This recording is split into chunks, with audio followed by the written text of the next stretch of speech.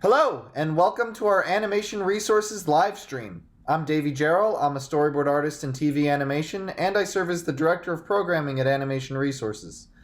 This stream is all about our student membership drive. Now, we recorded this stream during our drive of last year in 2022, but before we run that, we wanted to let you know about our current special deal.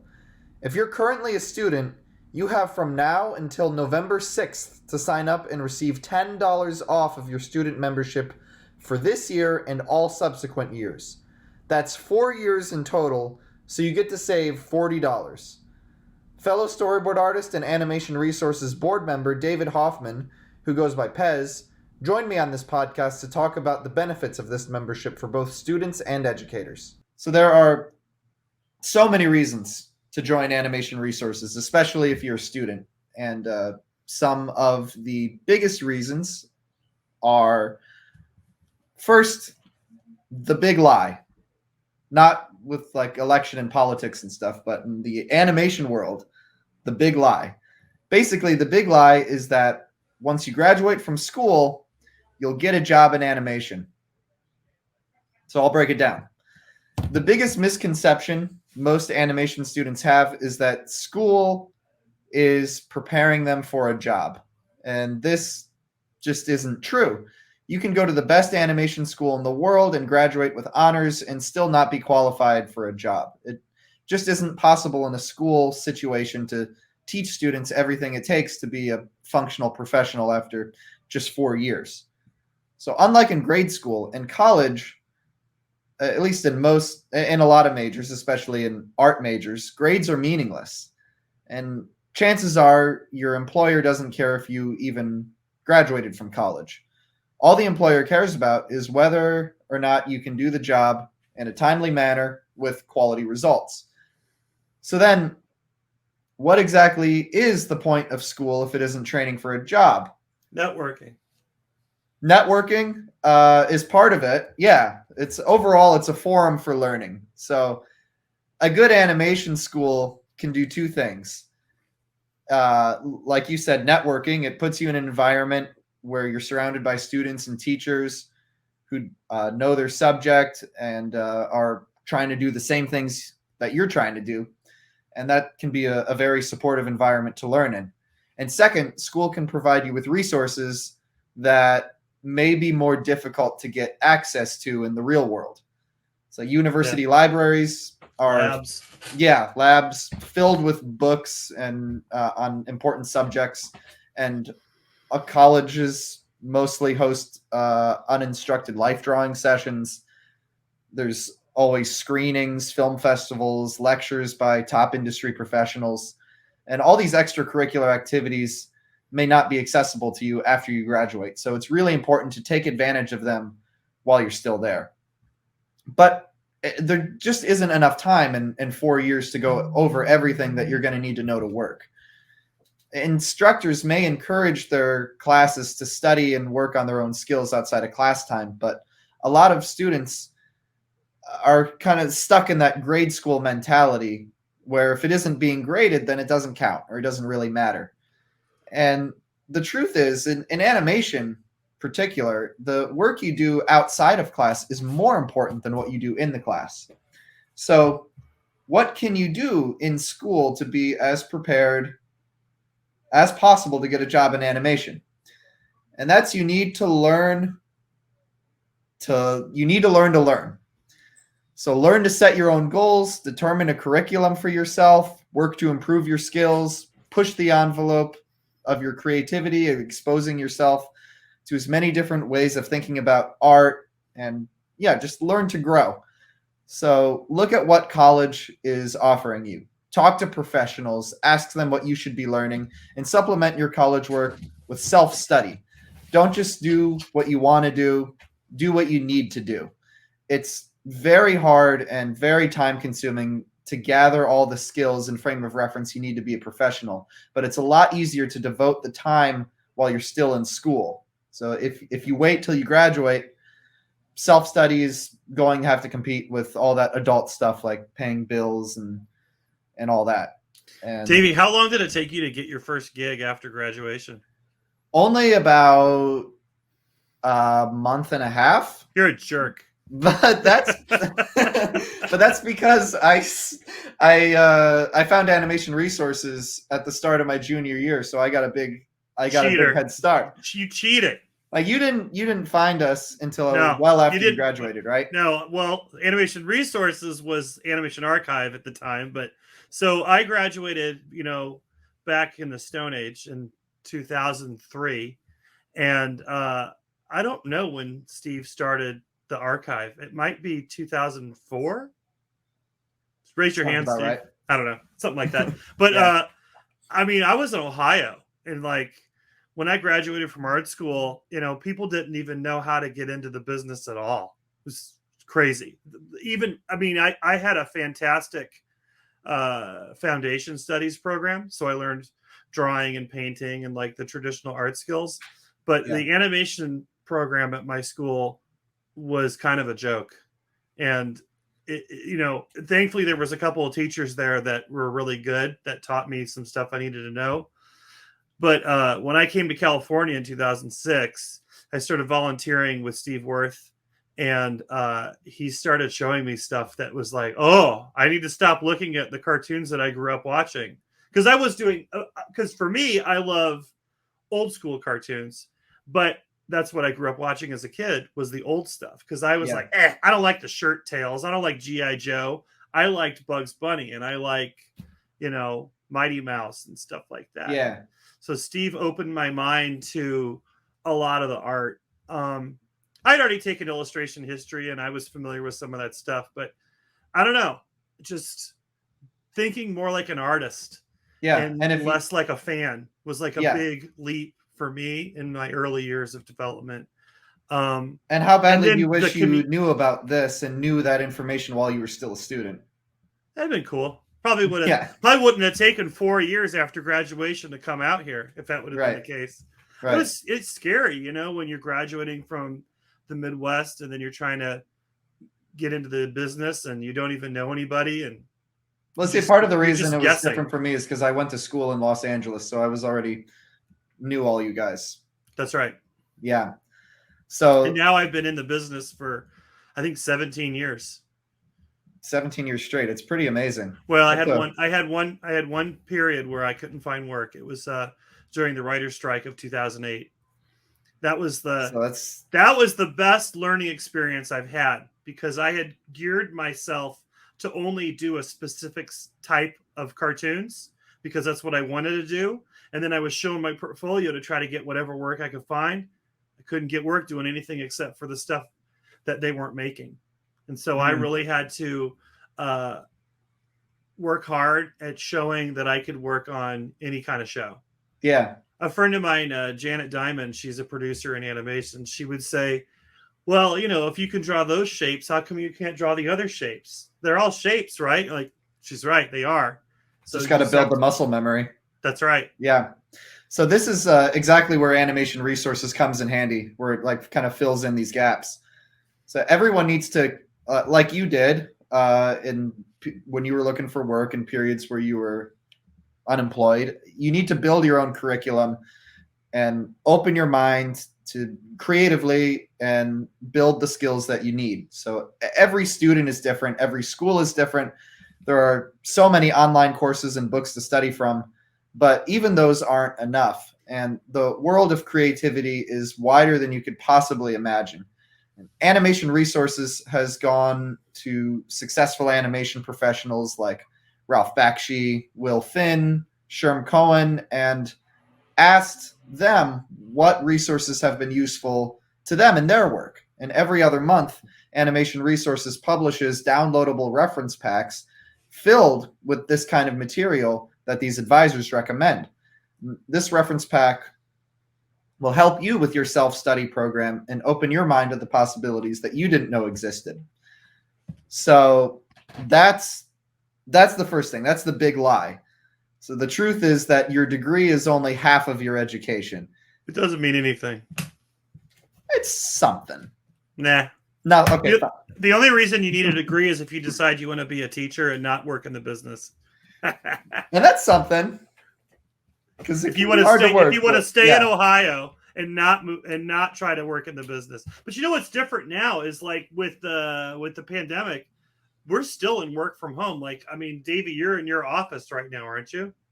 I'm in my home office, but Yeah. I like go into the studio during the week. But Oh, I don't. I you still don't don't at get to all. go to the studio. No, I've ever since 2020, I've been working in this little cube right here. Well, I hope you get to go back soon. It's a lot of fun. Yeah. A lot of people don't want to. Yeah. I Well, want to, but it's nice to have the option. you know, it makes animation resources even more important because, like, if you're new and trying to get in, how are you going to meet anybody? I mean, Right, especially if you're working from home. Yeah. right, or how are you going to learn from your? I hear people that are like my age or older that are working at home for 3 years, and they're like, wait a minute, like now I don't know if I'm doing it right. Now I'm not like feeding off of my peers and stuff, and so Yeah. this Yeah. organization is fantastic because you can, you know, we share what inspires us with each other, and these reference packs are just a collection of incredible work that a lot of people aren't talking about. You know, it's like Yeah. everybody's looking at the same anime cartoon, and we got one of our guys, Jojo Baptista, just digs through and finds like some of the most amazing rare anime that no one remembers. Yeah. So It's got all the principles. yeah. The next element of animation resources that I'd like to talk about is 3 steps to greater creativity. This is something that Stephen has broken down really nicely. So he says that the key to creativity in animated filmmaking are 1, open your eyes to the world around you. 2, think about what you see, analyze how it works. And 3, expose yourself to a wide range of creative influences. So I'll start with the first one. With the primary source of inspiration for all artists is the observation of life. So too many animated films have character archetypes, the ones that you see over and over again, like a typical mom and dad characters, wimpy kids, goofy pets, bratty sister. But you know, the best entertainers and actors will tell you that they don't create characters by looking at what other actors do or employing stereotypes. So that's like an example of animation based on other animation. They look at, like, great actors look at real people and try to capture their gestures, their walks, attitudes, expressions, figure out what makes that person a unique personality. And it works exactly the same way in animation. It's like when you're riding the bus or at Starbucks or in line at the DMV, you really want to pay attention to the people around you. Look for unique personalities and try to capture them in your sketchbook.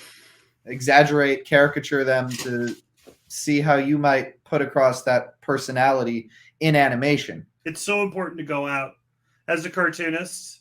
It is so important to just be in the world and don't sit in front of your TV all the time.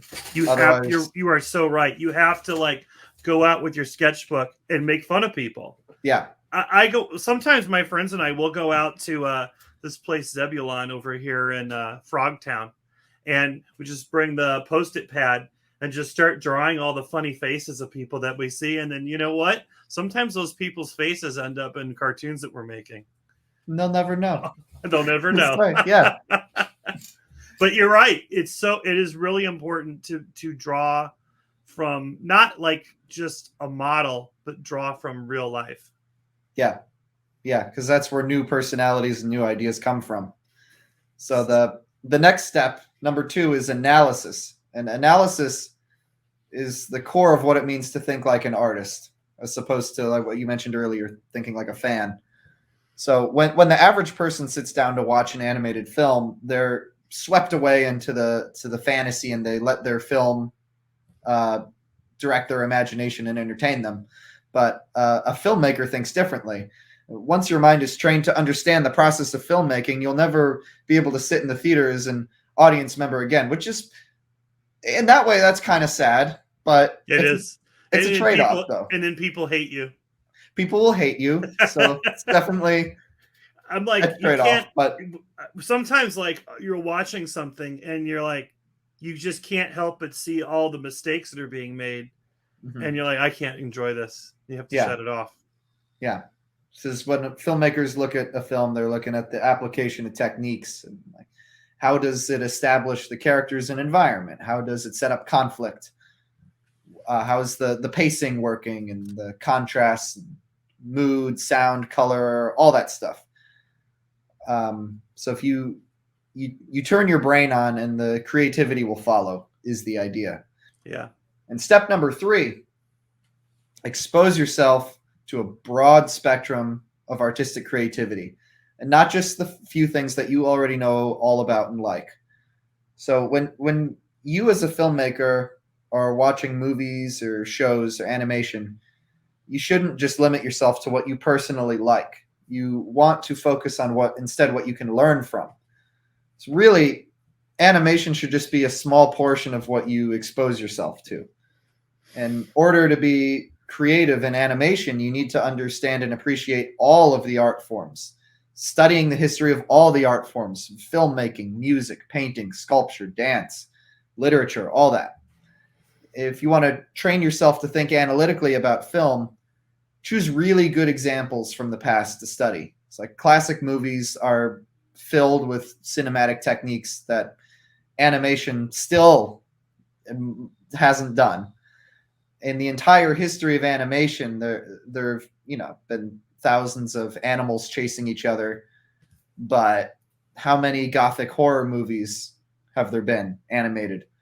Or noir thrillers, westerns, war movies? There's a lot more still to be told.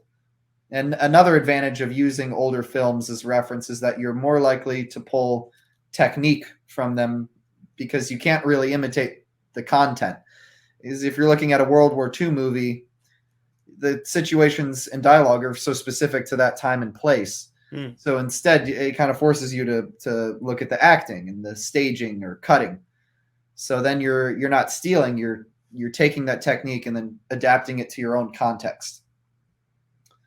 So another element of animation resources is the importance of self-study. So animation is very competitive, and the best way to stay employable is to be constantly learning and growing as an artist. It isn't enough to just lean on what you already know. Styles change, animation changes, the world changes, and it's important for you to, students especially, to change with it.